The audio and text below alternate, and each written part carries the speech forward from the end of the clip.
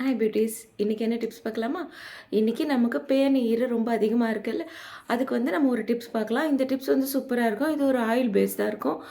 என்ன அப்படின்னு பார்க்கலாமா? பூண்டு இருக்குது பார்த்தீங்களா, அதை நல்லா எடுத்து நல்லா உரித்து அதை வந்து தோல்லாம் எடுத்துட்டு தேங்காய் எண்ணெயில் நல்லா காய்ச்சிடுங்க. அதாவது செவக்க அந்த பூண்டு வந்து இந்த பெருசாக வச்சு தீயை விட்டுறாதீங்க. மைல்டாக கேஸை வந்து நம்ம ஸ்லிம்மில் வச்சுட்டு அதை வந்து நீங்கள் வந்து பூண்டை உரித்து போட்டுட்டு அது வந்து நல்லா பொன்னிறமாகிற வரைக்கும் நல்லா ஃப்ரை பண்ணிவிட்டு அதை வந்து வடிகட்டி எடுத்து வச்சுக்கோங்க. அதில் வந்து பொடுத்தலை பவுடர்னு கடைகள், நாட்டு மருந்து கடைகளில் இருக்கும். அது வந்து நல்லா எக்ஸ்பிரி டேட் பார்த்து வாங்கிக்கோங்க. அதுவும் துளசி பவுடர் கொஞ்சம் போட்டுக்கோங்க.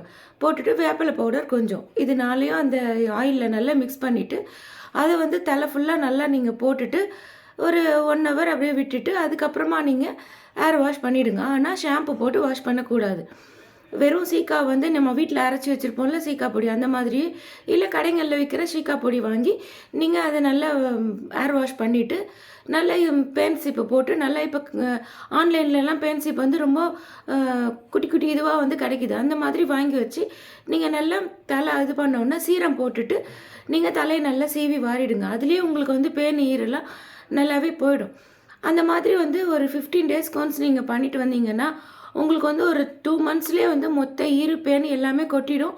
அதுக்கப்புறம் கூட உங்களுக்கு வந்து அந்த பேன் ஈறு உங்கள் தலையில் வந்து ரொம்ப பிடிக்காமல் இருக்கும். ஏன்னா பூண்டு வந்து பேன் ஈருக்கு ரொம்ப சுத்தமாக அந்த வாடையே அதுங்களுக்கு பிடிக்காது.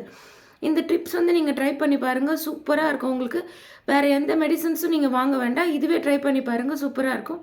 பை.